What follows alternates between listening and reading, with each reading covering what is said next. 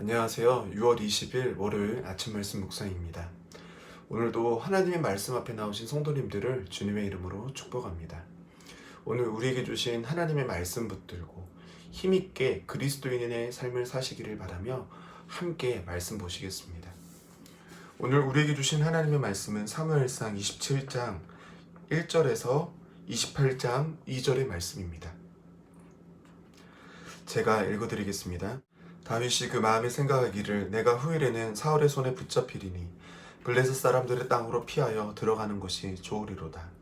사울이 이스라엘 온 영토 내에서 다시 나를 찾다가 단념하리니 내가 그의 손에서 벗어나리라 하고, 다윗이 일어나 함께 있는 사람 600명과 더불어 가드왕 마옥의 아들 아기스에게로 건너가니라. 다윗과 그의 사람들이 저마다 가족을 거느리고 가드에서 아기스와 동거하였는데, 다윗이 그의 두 아내 이스르엘 여자 아히노엠과 나발의 아내였던 갈멜 여자 아비가일과 함께 하였더니, 다윗이 가드에 도망한 것을 어떤 사람이 사울에게 전하매 사울이 다시는 그를 수색하지 아니하리라. 다윗이 아기스에게 이르되 바라건대 내가 당신께 은혜를 입었다면 지방 성읍 가운데에 한 곳을 내게 주어 내가 살게 하소서. 당신의 종이 어찌 당신과 함께 왕도에 살리이까 하니, 아기스가 그날에 시글락을 그에게 주었으므로 시글락이 오늘까지 유다 왕에게 속하니라. 다윗이 블레셋 사람들의 지방에 산 날 수는 1년 4개월이었더라.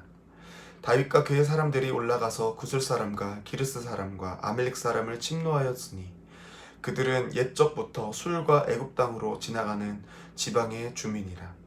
다윗이 그 땅을 쳐서 남녀를 살려두지 아니하고 양과 소와 나귀와 낙타와 의복을 빼앗아 가지고 돌아와 아기스에게 이르매, 아기스가 이르되 너희가 오늘은 누구를 침노하였느냐 하니, 다윗이 이르되 유다 네겝과 여라무엘 사람의 네겝과 겐 사람의 네겝이니이다 하였더라.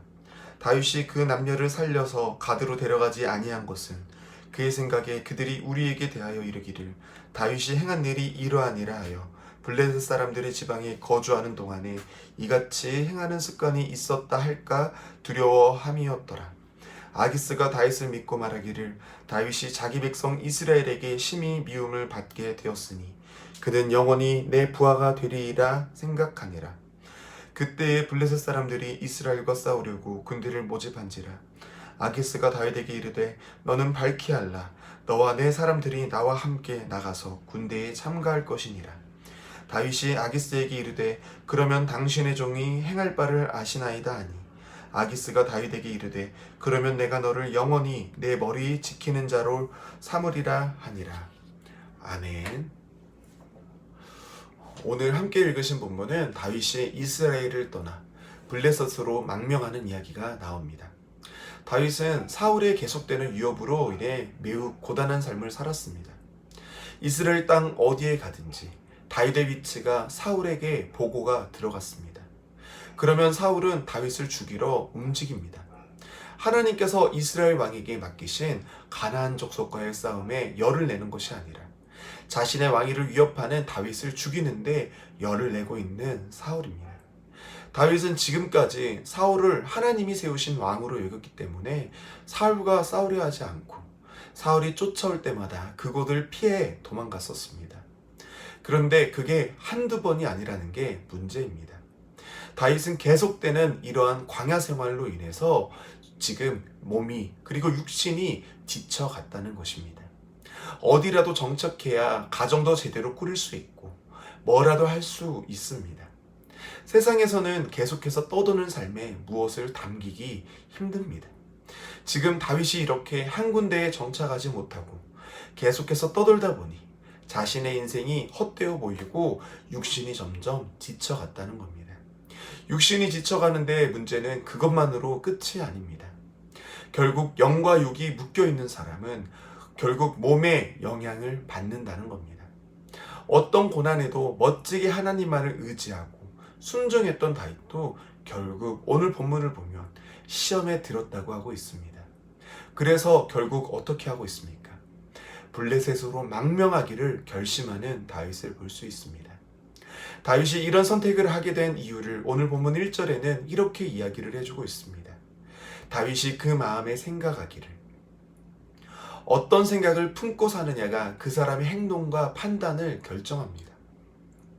아무리 하나님이 주목하는 하나님의 사람으로 살아왔더라도 그 안에 하나님의 마음이 아닌 다른 마음이 생기면 결국 그 길은 하나님이 아닌 다른 것을 선택하게 되는 겁니다.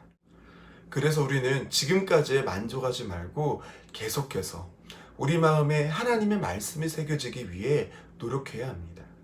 우리의 영혼에 하나님의 마음과 생각이 계속해서 쌓여지지 않는다면 결국 세상의 판단이 우리 안에 들어오게 되고 결국 오늘 본문의 다윗처럼 그의 신앙의 삶에 위기를 가져오게 되는 것입니다.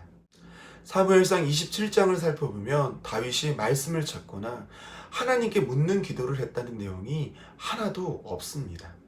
이전까지는 어떤 위기에도 겸손히 하나님께 무릎을 꿇고 하나님의 말씀에 귀를 기울였는데 오늘 본문에는 하나님이 아닌 자신의 마음에 묻고 있고 그 마음에 나오는 말을 따르고 있었다는 것입니다. 그 길은 결국 다윗의 인생을 암흑기로 인도하는 길이 되었습니다.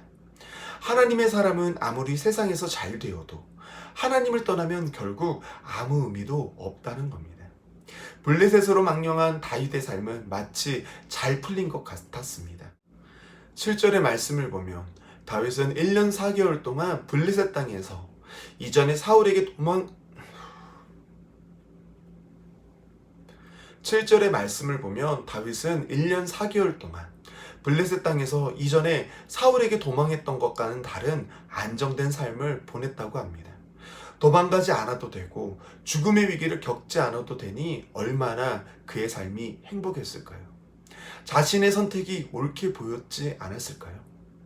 하지만 하나님께 묻지 않고 자신의 마음이 이끄는 길을 선택한 다윗에게 기다리는 것은 무엇이었습니까? 오늘 읽으신 본문 마지막에 나오는 사무엘상 28장 1절과 2절을 보면 그 길의 끝은 결국 이스라엘과 전쟁하는 자리에 서게 되었다는 겁니다. 다윗이 누구입니까? 우리는 다윗이 누구인지를 알고 있습니다. 다윗은 사울 다음으로 이스라엘의 왕이 될 사람입니다. 하나님께서 세우신 이스라엘의 차기 왕이라는 겁니다. 근데 지금 그가 어떤 자리에 서게 되었다고 하고 있습니까? 이스라엘의 왕이 될 사람이 블레셋 편에 서서 이스라엘과 전쟁하는 자리에 서 있다고 하고 있습니다. 이스라엘과 전쟁을 하게 되면 그 앞에 다윗이 앞장서서 이스라엘을 공격하게 되면은 어떤 일이 벌어지겠습니까? 그런 자가 하나님의 나라의 왕이 될 수 있을까요? 안 될 겁니다. 만약 왕이 되어도 그에게 엄청난 약점이 될 겁니다. 이거는. 지금까지 쌓아온 믿음의 삶이 전부 무너질 수도 있는 상황 가운데에 다윗이 있다는 겁니다. 이걸 통해 알 수 있는 건 오늘 본문의 다윗의 선택이 결국 옳은 길이 아니었다는 말입니다. 하나님의 사람이 하나님을 떠나 자기의 마음에 오른 대로 선택하게 되면 결국 이렇게 하나님이 기뻐하시는 자리가 아니라 하나님에게 대적하는 세상의 자리에 서게 된다는 것을 우리는 꼭 기억해야 할 것입니다. 아무리 우리의 마음에 생각에 옳게 보여도 하나님께 묻지 않고 하나님의 말씀에 맞지 않는다면 우리는 당장 그 길에서 돌이켜야 합니다. 우리 성도님들께서도 언제나 어디서나 우리의 마음을 따라 행하시기보다 앞서 먼저 하나님께 우리의 길을 묻고 그 말씀에 순종하시는, 그래서 하나님이 책임지시는 그 믿음의 길을 걸어가시기를 바라며 오늘 말씀을 마치도록 하겠습니다. 함께 기도하시겠습니다. 사랑의 주님, 감사합니다. 주님의 은혜로 이렇게 말씀 앞에 우리의 삶을 비춰볼 수 있게 해주심을 감사합니다. 하나님을 믿고 사랑하지만 자꾸만 하나님보다 세상이 더 좋아지는 우리의 마음을 하나님께서 말씀의 자리로 불러주심으로 이렇게 다시 다잡을 수 있습니다. 한번 은혜 받은 걸로 주님 저희들 만족하는 것이 아니라 계속해서 하나님께 은혜를 구하고 그 은혜를 붙잡으며 믿음의 삶을 살아내게 주님 인도하여 주시옵소서. 저희는 하나님의 도움 없이는 하루도 온전히 살 수 없는 연약한 존재임을 고백합니다. 세상에서 아무리 지혜로운 선택을 하더라도 우리는 그 결과를 자신할 수 없습니다. 지금 당장은 좋게 보여도 결국 나의 세상적인 선택이 결국 나의 장애물이 되고 올무가 될 수 있음을 오늘 말씀 가운데 봅니다. 그러니 저희들 어떤 상황에서도 나의 생각과 나의 마음을 따라가는 것이 아니라 하나님께 묻고 말씀대로 나아갈 수 있도록 도와주시옵소서. 날마다 깨닫게 주님 인도하여 주시옵소서. 그래서 하나님이 기뻐하시고 기대하시는 길을 날마다 걷는 저희들 되게 도와주시고 하나님의 일하심이 우리의 삶 가운데에 쓰여짐을 저희들로 보게 도와주시옵소서. 오늘 하루도 우리의 온전한 길 되시는 주님 한 분만을 저희들 의지하오며 주님 이 모든 기도 사랑과 은혜가 많으신 예수님의 이름으로 기도 올려 드립니다. 아멘.